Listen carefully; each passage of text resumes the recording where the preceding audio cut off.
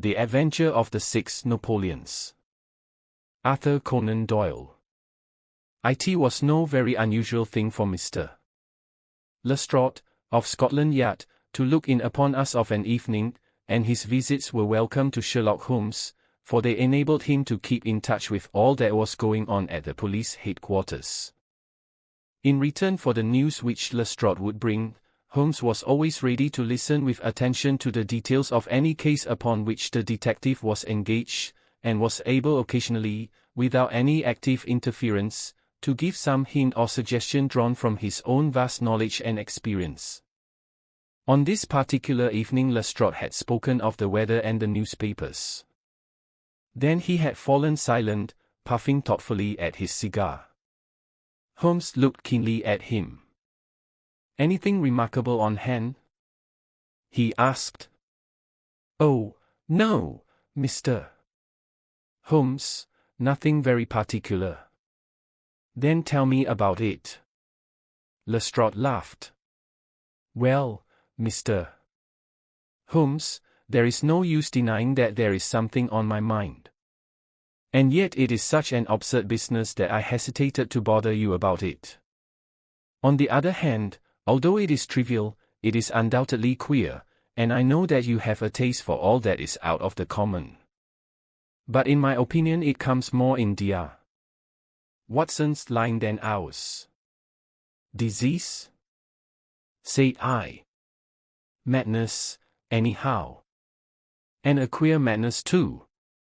You wouldn't think there was anyone living at this time of day who had such a hatred of Napoleon I that he would break any image of him that he could see." Holmes sank back in his chair. "That's no business of mine," said he. "Exactly. That's what I said. But then, when the man commits burglary in order to break images which are not his own, that brings it away from the doctor and on to the policeman." Holmes sat up again. "Burglary. This is more interesting. Let me hear the details." Lestrade took out his official notebook and refreshed his memory from its pages. "The first case reported was 4 days ago," said he. "It was at the shop of Morse Hudson, who has a place for the sale of pictures and statues in the Kennington Road. The assistant had left the front shop for an instant when he heard a crash, and hurrying in he found a plaster bust of Napoleon, which stood with several other works of art upon the counter, lying shivered into fragments. He rushed out into the road, but, although several passers-by declared that they had noticed a man run out of the shop, he could neither see anyone nor could he find any means of identifying the rascal. It seemed to be one of those senseless acts of hooliganism which occur from time to time, and it was reported to the constable on the beat as such. The plaster cast was not worth more than a few shillings, and the whole affair appeared to be too childish for any particular investigation. The second case, however, was more serious and also more singular. It occurred only last night. In Kennington Road, and within a few hundred yards of Morse Hudson's shop, there lives a well-known medical practitioner, named Dr. Barnicot, who has one of the largest practices upon the south side of the Thames. His residence and principal consulting room is at Kennington Road, but he has a branch surgery and dispensary at Lower Brixton Road, 2 miles away. This Dr. Barnicot is an enthusiastic admirer of Napoleon, and his house is full of books, pictures, and relics of the French Emperor.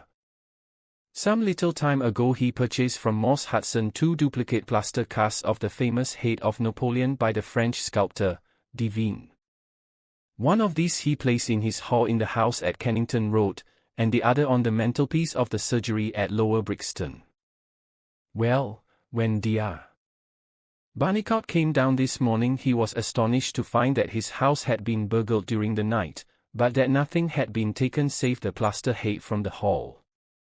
It had been carried out and had been dashed savagely against the garden wall, under which its splintered fragments were discovered. Holmes rubbed his hands. "This is certainly very novel," said he. "I thought it would please you." But I have not got to the end yet. Dr. Barnicot was due at his surgery at 12 o'clock, and you can imagine his amazement when, on arriving there, he found that the window had been opened in the night, and that the broken pieces of his second bust were strewn all over the room. It had been smashed to atoms where it stood. In neither case were there any signs which could give us a clue as to the criminal or lunatic who had done the mischief. Now, Mr. Holmes, you have got the facts. They are singular, not to say grotesque, said Holmes. May I ask whether the two busts smashed in Dr. Barnicot's rooms were the exact duplicates of the one which was destroyed in Morse Hudson's shop? They were taken from the same mold. Such a fact must tell against the theory that the man who breaks them is influenced by any general hatred of Napoleon. Considering how many hundreds of statues of the great emperor must exist in London, it is too much to suppose such a coincidence as that a promiscuous iconoclast should chance to begin upon 3 specimens of the same bust. Well, I thought as you do, said Lestrade. On the other hand, this Morse Hudson is the purveyor of busts in that part of London, and these 3 were the only ones which had been in his shop for years. So, although, as you say, there are many hundreds of statues in London, it is very probable that these 3 were the only ones in that district. Therefore, a local fanatic would begin with them. What do you think, Dr. Watson? There are no limits to the possibilities of monomania, I answered.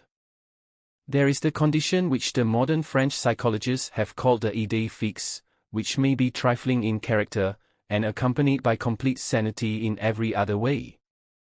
A man who had read deeply about Napoleon, or who had possibly received some hereditary family injury through the Great War, might conceivably form such an idée fixe and under its influence be capable of any fantastic outrage. That won't do, my dear Watson, said Holmes, shaking his head, for no amount of idée fixe would enable your interesting monomaniac to find out where these busts were situated.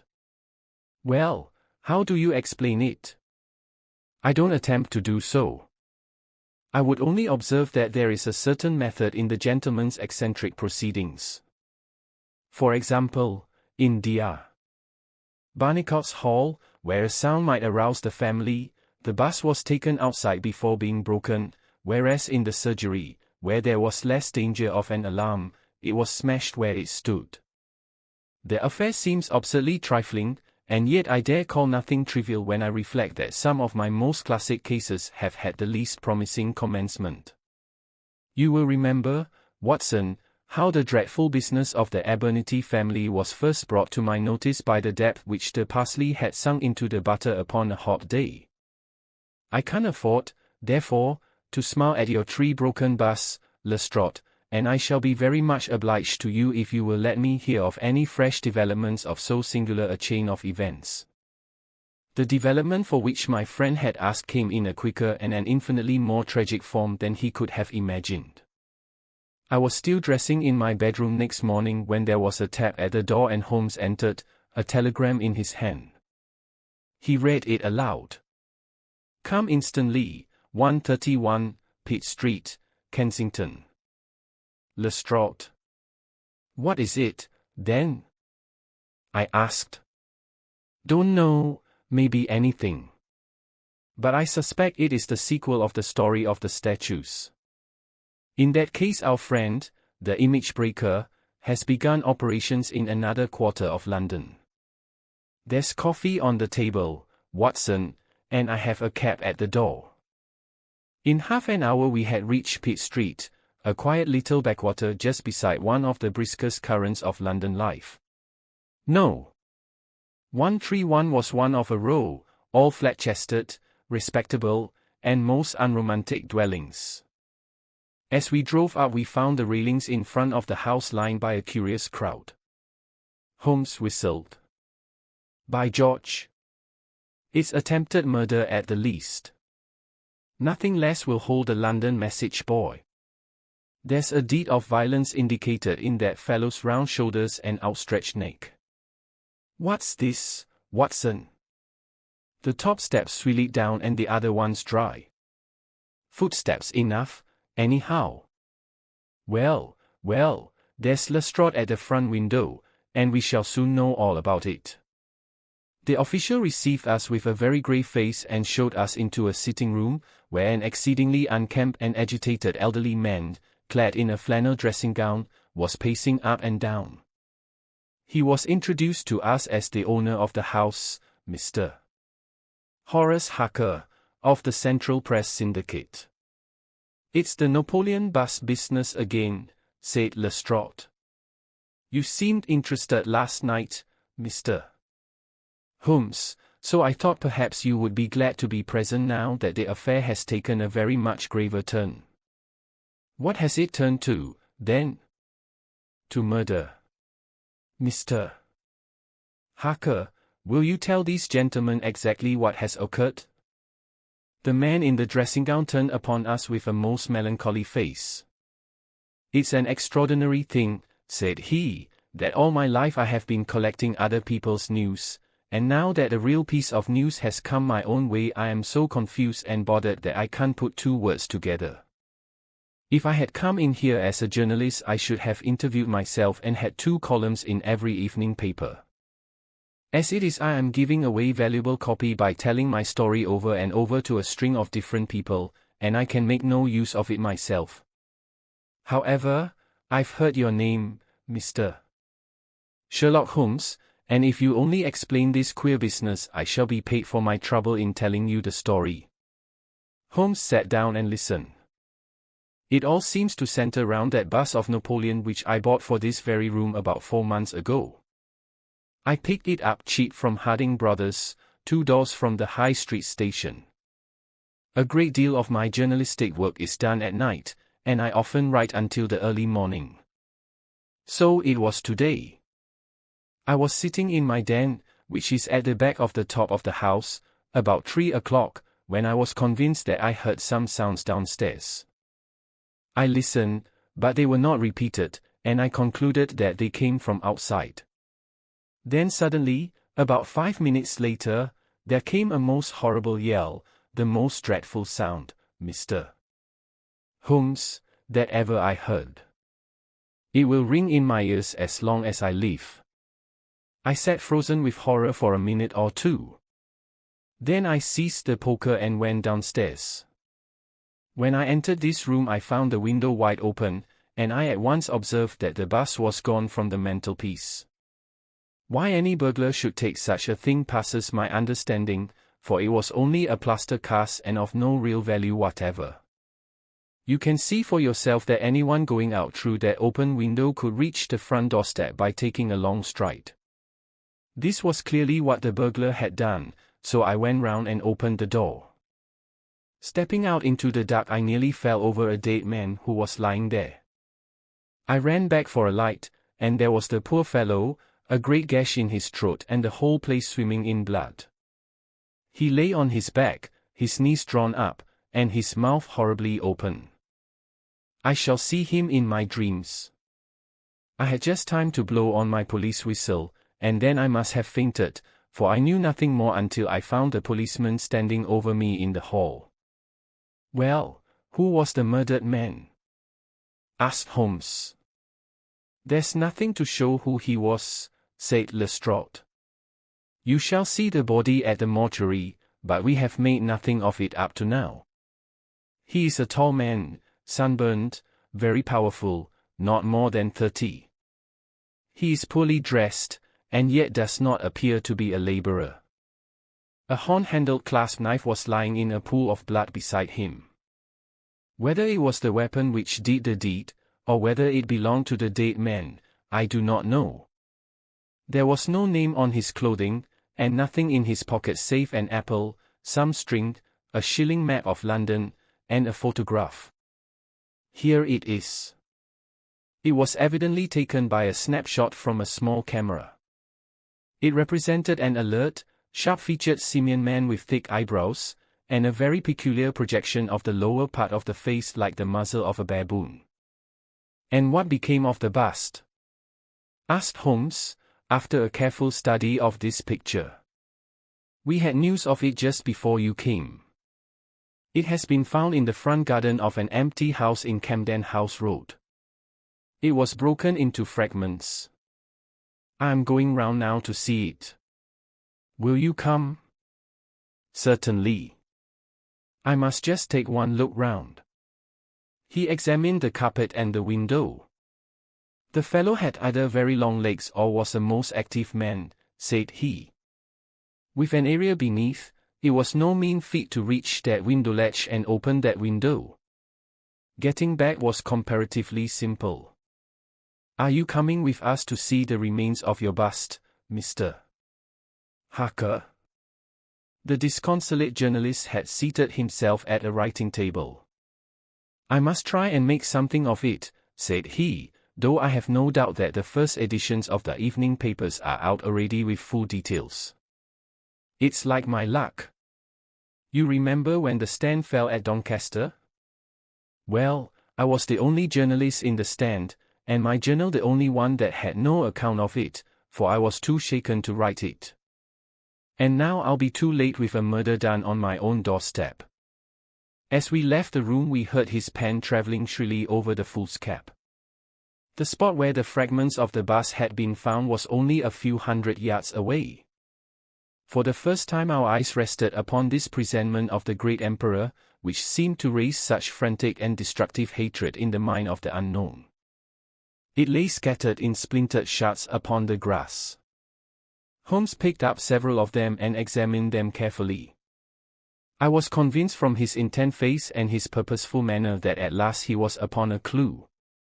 Well? Asked Lestrade. Holmes shrugged his shoulders. We have a long way to go yet, said he. And yet, well, we have some suggestive facts to act upon. The possession of this trifling bust was worth more in the eyes of this strange criminal than a human life. That is one point. Then there is the singular fact that he did not break it in the house, or immediately outside the house, if to break it was his sole object. He was rattled and bustled by meeting this other fellow. He hardly knew what he was doing. Well, that's likely enough. But I wish to call your attention very particularly to the position of this house in the garden of which the bust was destroyed. Lestrade looked about him. It was an empty house, and so he knew that he would not be disturbed in the garden. Yes, but there is another empty house farther up the street which he must have passed before he came to this one. Why did he not break it there, since it is evident that every yard that he carried it increased the risk of someone meeting him? I give it up, said Lestrade. Holmes pointed to the street lamp above our heads. He could see what he was doing here and he could not there. That was his reason. By Jove! That's true, said the detective. Now that I come to think of it, dear.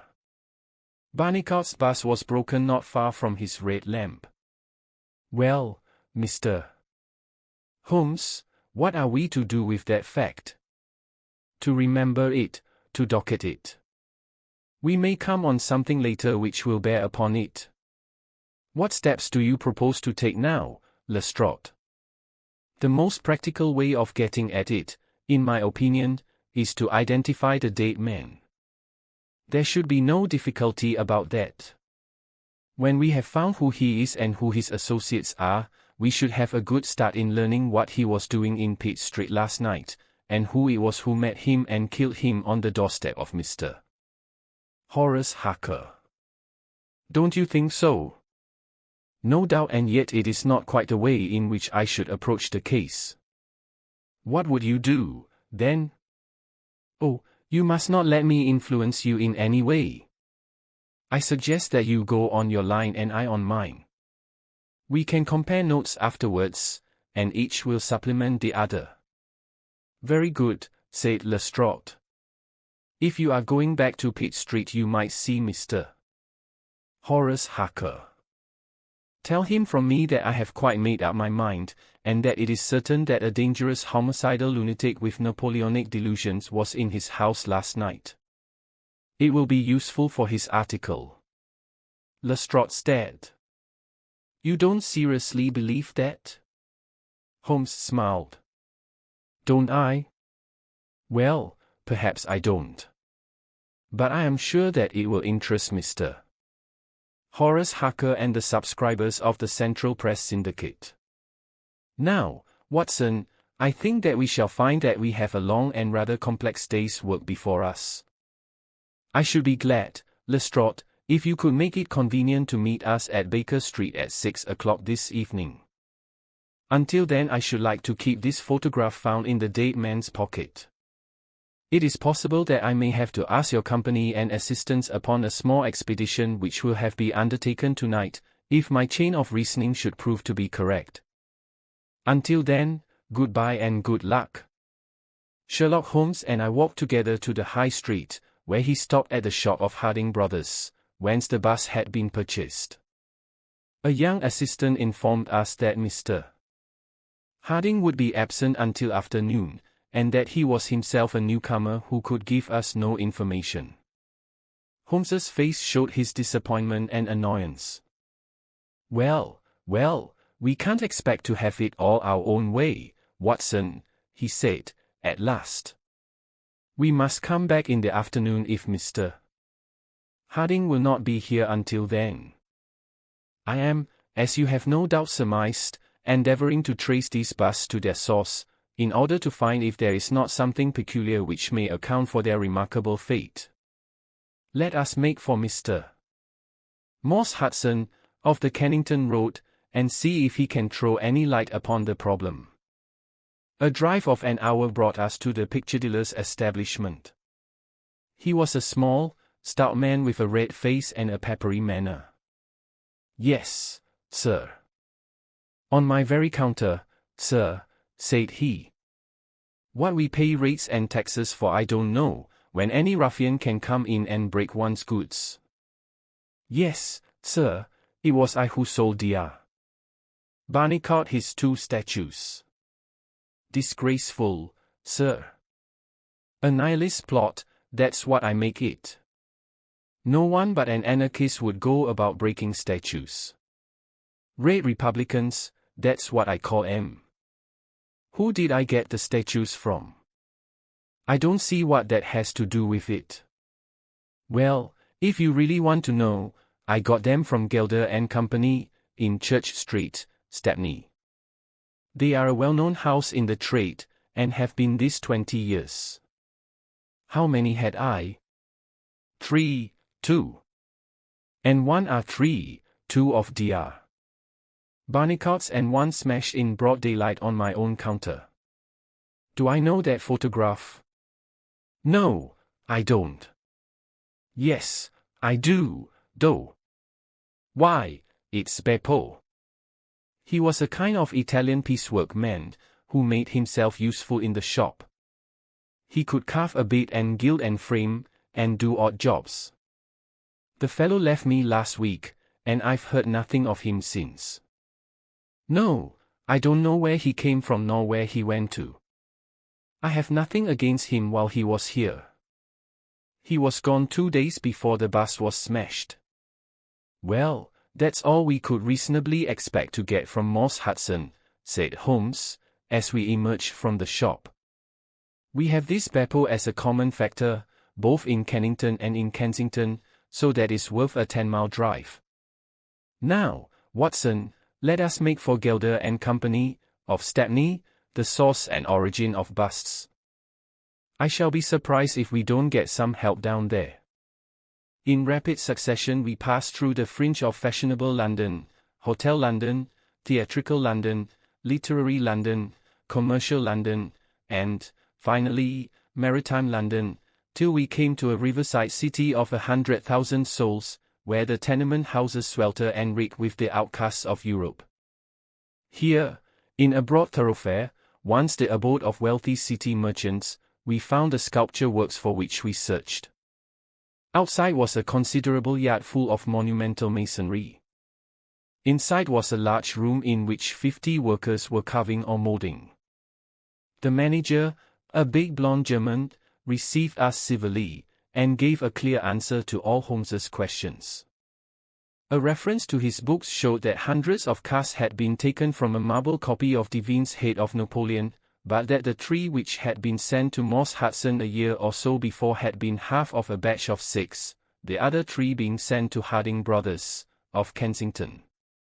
There was no reason why those 6 should be different to any of the other casts. He could suggest no possible cause why anyone should wish to destroy them. In fact, he laughed at the idea. Their wholesale price was 6 shillings, but the retailer would get 12 or more. The cast was taken in 2 molds from each side of the face, and then these 2 profiles of plaster of Paris were joined together to make the complete bust. The work was usually done by Italians in the room we were in. When finished, the busts were put on a table in the passage to dry, and afterwards stored. That was all he could tell us. But the production of the photograph had a remarkable effect upon the manager. His face flushed with anger, and his brows knotted over his blue Teutonic eyes. "Oh, the rascal!" he cried. "Yes, indeed, I know him very well. This has always been a respectable establishment, and the only time that we have ever had the police in it was over this very fellow.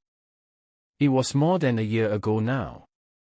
He knifed another Italian in the street, and then he came to the works with the police on his heels, and he was taken here. Beppo was his name, his second name I never knew.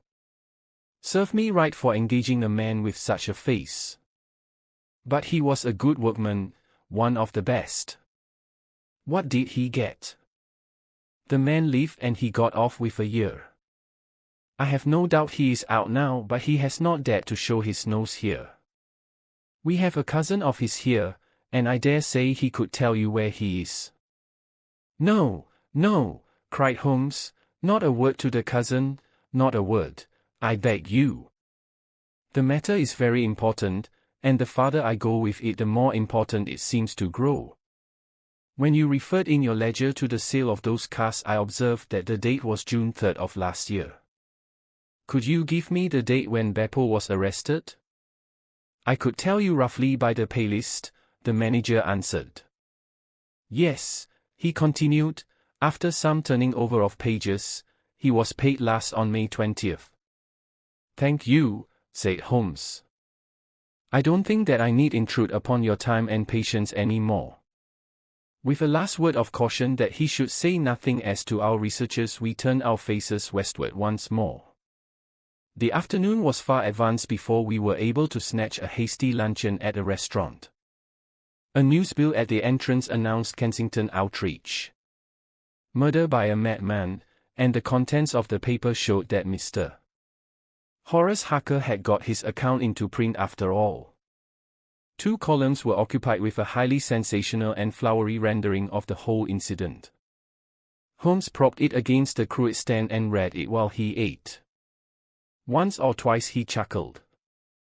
"This is all right, Watson," said he. "Listen to this. It is satisfactory to know that there can be no difference of opinion upon this case, since Mr. Lestrade, one of the most experienced members of the official force, and Mr. Sherlock Holmes, the well-known consulting expert, have each come to the conclusion that the grotesque series of incidents, which have ended in so tragic a fashion, arise from lunacy rather than from deliberate crime. No explanation save mental aberration can cover the facts. The press, Watson, is a most valuable institution if you only know how to use it. And now, if you have quite finished, we will hark back to Kensington and see what the manager of Harding Brothers has to say to the matter. The founder of that great emporium proved to be a brisk, crisp little person, very dapper and quick, with a clear head and a ready tongue. "Yes, sir, I have already read the account in the evening papers. Mr. Horace Harker is a customer of ours. We supplied him with the bust some months ago. We ordered 3 busts of that sort from Gelder and Company, of Stepney.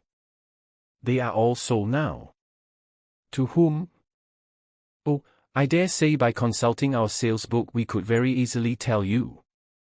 Yes, we have the entries here. One to Mr.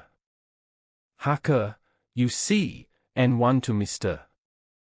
Josiah Brown, of Laburnum Lodge, Laburnum Vale, Chiswick, and one to Mr. Sandiford, of Lower Grove Road, Reading. No, I have never seen this face which you show me in the photograph. You would hardly forget it, would you, sir, for I've seldom seen an uglier. Have we any Italians on the staff? Yes, sir, we have several among our workpeople and cleaners. I dare say they might get a peep at that sales book if they wanted to. There is no particular reason for keeping a watch upon that book. Well, it's a very strange business, and I hope that you'll let me know if anything comes of your inquiries. Holmes had taken several notes during Mr. Harding's evidence, and I could see that he was thoroughly satisfied by the turn which affairs were taking. He made no remark, however, save that, unless we hurried, we should be late for our appointment with Lestrade. Sure enough, when we reached Baker Street the detective was already there, and we found him pacing up and down in a fever of impatience. His look of importance showed that his day's work had not been in vain. "Well?" he asked. "What luck, Mr. Holmes?" "We have had a very busy day, and not entirely a wasted one," my friend explained. "We have seen both the retailers and also the wholesale manufacturers. I can trace each of the busts now from the beginning." "The busts?" cried Lestrade. Well, you have your own methods, Mr.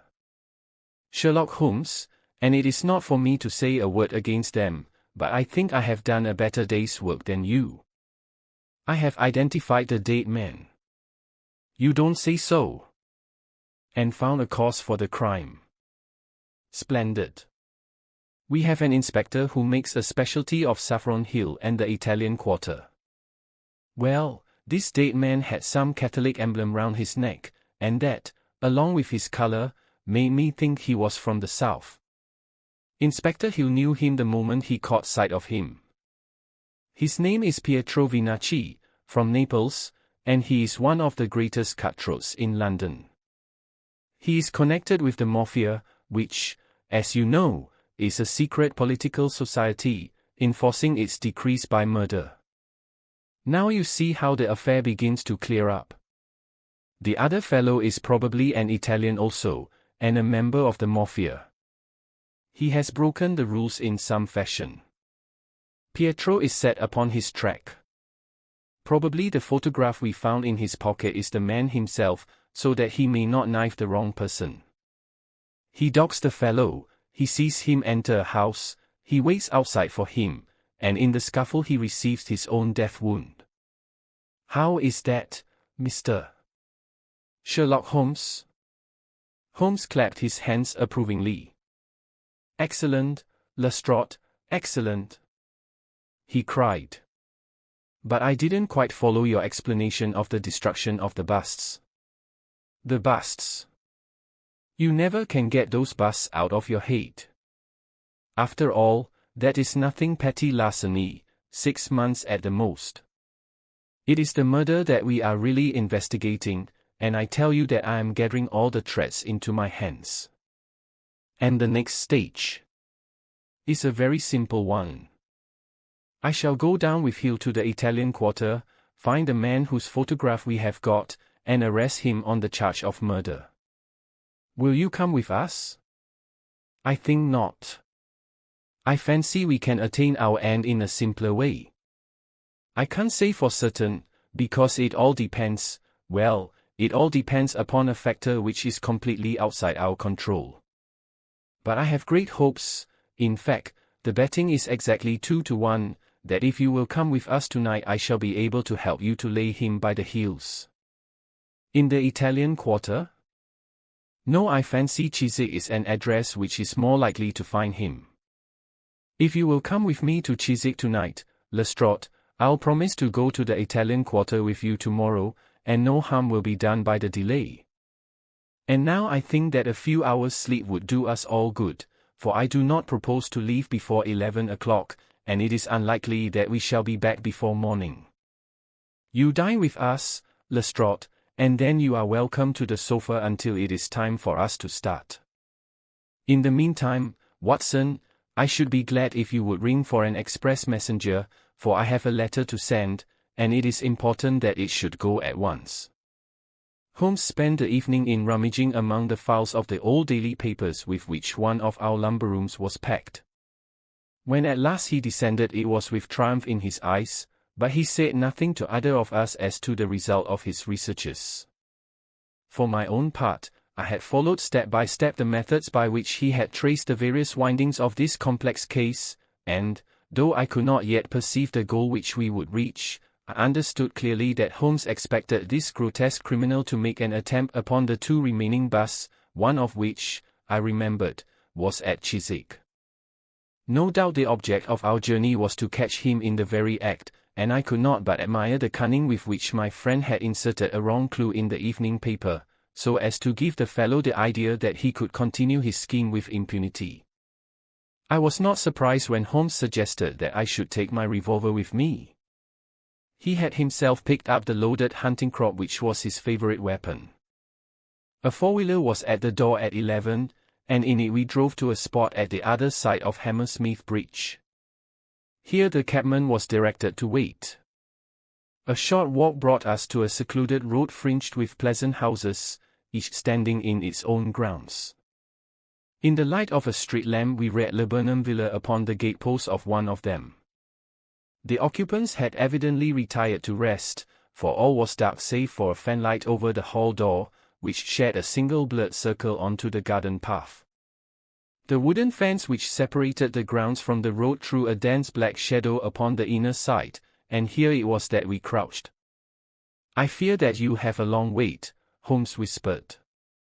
"We may thank our stars that it is not raining. I don't think we can even venture to smoke to pass the time.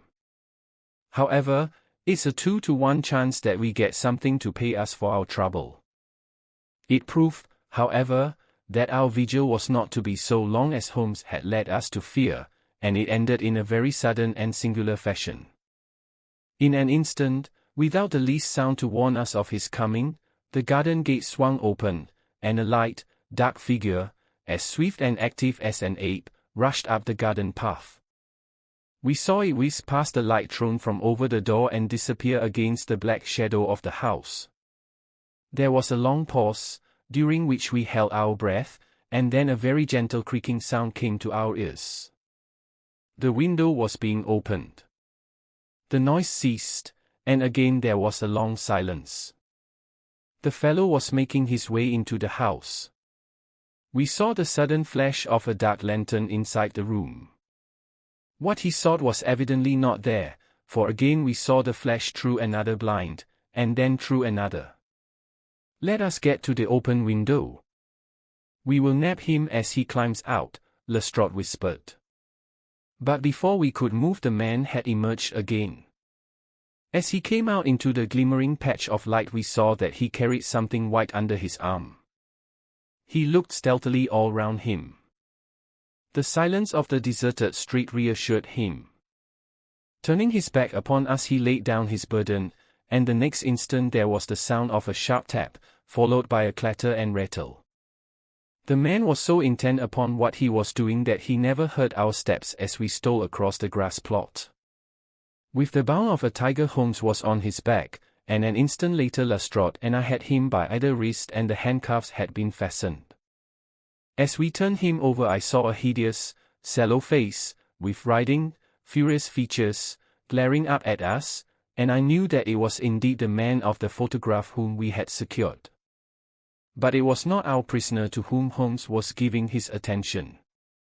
Squatted on the doorstep, he was engaged in most carefully examining that which the man had brought from the house. It was a bust of Napoleon like the one which we had seen that morning, and it had been broken into similar fragments. Carefully Holmes held each separate shard to the light, but in no way did it differ from any other shattered piece of plaster. He had just completed his examination when the hall lights flew up, The door opened, and the owner of the house, a jovial, rotund figure in shirt and trousers, presented himself. "Mr. Josiah Brown, I suppose?" said Holmes. "Yes, sir, and you, no doubt, are Mr. Sherlock Holmes? I had the note which you sent by the express messenger, and I did exactly what you told me. We locked every door on the inside and awaited developments. Well, I'm very glad to see that you have got the rascal. I hope, gentlemen, that you will come in and have some refreshment." However, Lestrade was anxious to get his men into safe quarters, so within a few minutes our cab had been summoned and we were all four upon our way to London. Not a word would our captive say, but he glared at us from the shadow of his matted hair, and once, when my hand seemed within his reach, he snapped at it like a hungry wolf. We stayed long enough at the police station to learn that a search of his clothing revealed nothing save a few shillings and a long sheath knife, the handle of which bore copious traces of recent blood. "That's all right," said Lestrade, as we parted. "He knows all these gentry, and he will give a name to him. You'll find that my theory of the mafia will work out all right. But I'm sure I am exceedingly obliged to you, Mr. Holmes, for the workmanlike way in which you laid hands upon him. I don't quite understand it all yet." "I fear it is rather too late an hour for explanations," said Holmes. "Besides, there are one or two details which are not finished off, and it is one of those cases which are worth working out to the very end.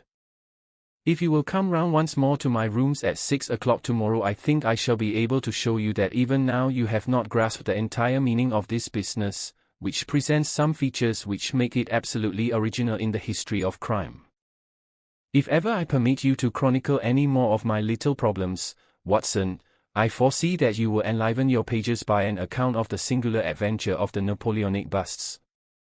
When we met again next evening, Lestrade was furnished with much information concerning our prisoner. His name, it appeared, was Beppo, second name unknown. He was a well-known ne'er-do-well among the Italian colony. He had once been a skillful sculptor and had earned an honest living, but he had taken to evil courses and had twice already been in jail, once for a petty theft and once, as we had already heard, for stabbing a fellow countryman. He could talk English perfectly well. His reasons for destroying the bus were still unknown, and he refused to answer any questions upon the subject, but the police had discovered that this same bus might very well have been made by his own hands, since he was engaged in this class of work at the establishment of Gilder & Co. To all this information, much of which we already knew, Holmes listened with polite attention, but I, who knew him so well, could clearly see that his thoughts were elsewhere, and I detected a mixture of mingled uneasiness and expectation beneath that mask which he was wont to assume. At last he started in his chair and his eyes brightened. There had been a ring at the bell. A minute later we heard steps upon the stairs, and an elderly, red-faced man with grizzled side whiskers was ushered in. In his right hand he carried an old-fashioned carpet-bag, which he placed upon the table. "Is Mr. Sherlock Holmes here?" My friend bowed and smiled. "Mr. Sandiford, off reading, I suppose?" said he. "Yes, sir. I fear that I am a little late, but the trains were awkward.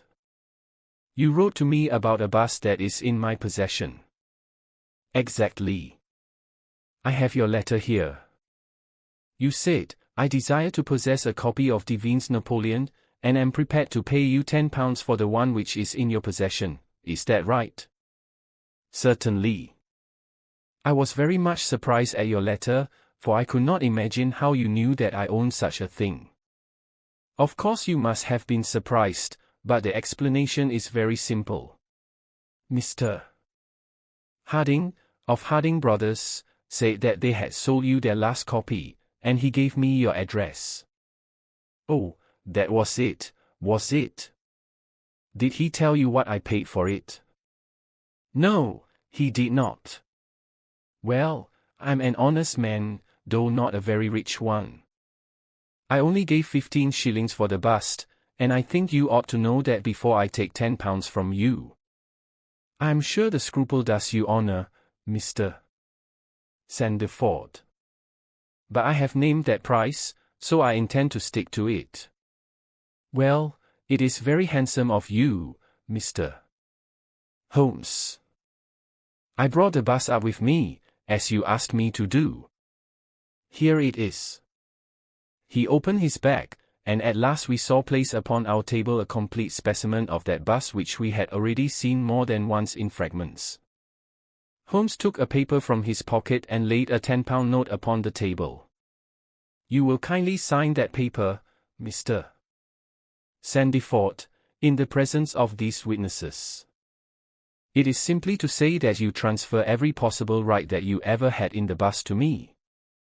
I am a methodical man, you see, and you never know what turn events might take afterwards. Thank you, Mr. Sandeford. Here is your money, and I wish you a very good evening. When our visitor had disappeared, Sherlock Holmes's movements were such as to rivet our attention. He began by taking a clean white cloth from a drawer and laying it over the table. Then he placed his newly acquired bust in the center of the cloth. Finally, he picked up his hunting crop and struck Napoleon a sharp blow on the top of the head. The figure broke into fragments, and Holmes bent eagerly over the shattered remains. Next instant, with a loud shout of triumph, he held up one splinter, in which a round, dark object was fixed like a plum in a pudding. Gentlemen, he cried, let me introduce you to the famous Black Pearl of the Borgias. Lestrade and I sat silent for a moment, and then, with a spontaneous impulse, we both broke out clapping as at the well-wrought crisis of a play. A flush of color sprang to Holmes's pale cheeks, and he bowed to us like the master dramatist who receives the homage of his audience. It was at such moments that for an instant he ceased to be a reasoning machine, and betrayed his human love for admiration and applause. The same singularly proud and reserved nature which turned away with disdain from popular notoriety was capable of being moved to its depths by spontaneous wonder and praise from a friend. Yes, gentlemen, said he, it is the most famous pearl now existing in the world, and it has been my good fortune, by a connected chain of inductive reasoning, to trace it from the Prince of Colonna's bedroom at the Dacre Hotel, where it was lost, to the interior of this, the last of the 6 busts of Napoleon which were manufactured by Gelder and Company, of Stepney. You will remember, Lestrade, the sensation caused by the disappearance of this valuable jewel, and the vain efforts of the London police to recover it. I was myself consulted upon the case, but I was unable to throw any light upon it. Suspicion fell upon the maid of the princess, who was an Italian, and it was proved that she had a brother in London, but we failed to trace any connection between them. The maid's name was Lucretia Vinacci, and there is no doubt in my mind that this Pietro who was murdered 2 nights ago was the brother. I have been looking up the dates in the old files of the paper, and I find that the disappearance of the pearl was exactly 2 days before the arrest of Beppo for some crime of violence, an event which took place in the factory of Gelder and Company, at the very moment when these busts were being made. Now you clearly see the sequence of events, though you see them, of course, in the inverse order to the way in which they presented themselves to me. Beppo had the pearl in his possession. He may have stolen it from Pietro, he may have been Pietro's confederate, he may have been the go-between of Pietro and his sister. It is of no consequence to us which is the correct solution. The main fact is that he had the pearl, and at that moment, when it was on his person, he was pursued by the police. He made for the factory in which he worked, and he knew that he had only a few minutes in which to conceal this enormously valuable prize, which would otherwise be found on him when he was searched. 6 plaster casts of Napoleon were drying in the passage. One of them was still soft. In an instant Beppo, a skillful workman, made a small hole in the wet plaster, dropped in the pearl, and with a few touches covered over the aperture once more. It was an admirable hiding place. No one could possibly find it. But Beppo was condemned to a year's imprisonment, and in the meanwhile his 6 busts were scattered over London. He could not tell which contained his treasure. Only by breaking them could he see. Even shaking would tell him nothing, for as the plaster was wet it was probable that the pearl would adhere to it, as, in fact, it has done. Beppo did not despair, and he conducted his search with considerable ingenuity and perseverance. Through a cousin who works with Gelder he found out the retail firms who had bought the busts. He managed to find employment with Morse Hudson, and in that way tracked down 3 of them. The pearl was not there. Then, with the help of some Italian employee, he succeeded in finding out where the other 3 busts had gone. The first was at Harker's. There he was dogged by his confederate, who held Beppo responsible for the loss of the pearl, and he stabbed him in the scuffle which followed. If he was his confederate, why should he carry his photograph? I asked. As a means of tracing him if he wished to inquire about him from any third person. That was the obvious reason. Well, after the murder I calculated that Beppo would probably hurry rather than delay his movements. He would fear that the police would read his secret, and so he hastened on before they should get ahead of him. Of course, I could not say that he had not found the pearl in Harker's bust. I had not even concluded for certain that it was the pearl, but it was evident to me that he was looking for something, since he carried the bust past the other houses in order to break it in the garden which had a lamp overlooking it. Since Harker's bust was 1 in 3, the chances were exactly as I told you, 2 to 1 against the pearl being inside it. There remained 2 busts, and it was obvious that he would go for the London one first. I warned the inmates of the house, so as to avoid a second tragedy, and we went down with the happiest results. By that time, of course, I knew for certain that it was the Borgia pearl that we were after. The name of the murdered man linked the one event with the other. There only remained a single bust, the reading one, and the pearl must be there. I bought it in your presence from the owner, and there it lies. We sat in silence for a moment.